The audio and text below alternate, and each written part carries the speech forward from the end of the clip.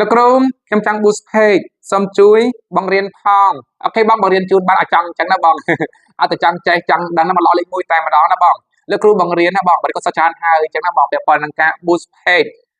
គឺជាវិធីសាស្ត្របងធ្វើឲ្យ page មានគេមើលច្រើនការ like ការ follow ចុចតាមដាន view ឆាត comment share ជាដើមហ្នឹងបង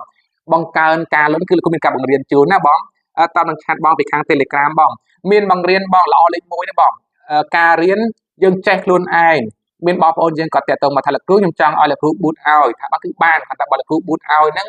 គឺចេះតែលោកគ្រូណាអស់លុយរហូតអញ្ចឹងណាបងយើងអត់មានចំណេះខ្លួនឯងទេអានេះចង់ធ្វើការបកស្រាយបន្ថែមអញ្ចឹងណាបងបើលោកគ្រូលើកទឹកចិត្តល្អលេខ1គឺយើងរៀនខ្លួនឯងទៅវាអាចនឹងលំបាកដំបងបងប្អូនក៏សួរថាលោកគ្រូបើខ្ញុំរៀនអញ្ចឹងពិបាកអត់ថាលំបាក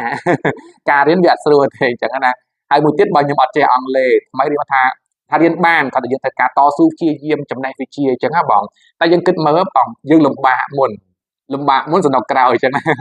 អាហ្នឹងគឺយើងវឹកហាត់ខ្លួនអញ្ចឹងទៅដល់ពេលយើងចេះ boot យើងចង់ boot page ទី1ក៏បាន page ទី2ក៏បាន page ទី3ក៏បានចង់ boot ឲ្យគ្រួសារហានីសាច់ញាតិអញ្ចឹងក៏បានដែរគឺវាកើតជាប្រយោជន៍អញ្ចឹងណាបងយើងពឹងខ្លួនឯងតែម្ដងណាចាំកន្លែងណាទៅអត់រួចចាំលោកគ្រូជួយធ្វើការបង្រៀនក្រៅពីបង្រៀនឲ្យលោកគ្រូជួយអបពីខាងក្រៅអញ្ចឹងណាអត់បារម្ភថាលោកគ្រូពេលមានបញ្ហាទៅអត់ដឹងសួរនាំណាគេគឺលោកគ្រូប្រឹក្សាយោបល់អបពីខាងក្រៅ គេថាចាំជួយពង្រឹងសមត្ថភាពអញ្ចឹងណាបងមានបង្រៀនបងពាក់ព័ន្ធនឹងការ boost page ណាបងអរគុណ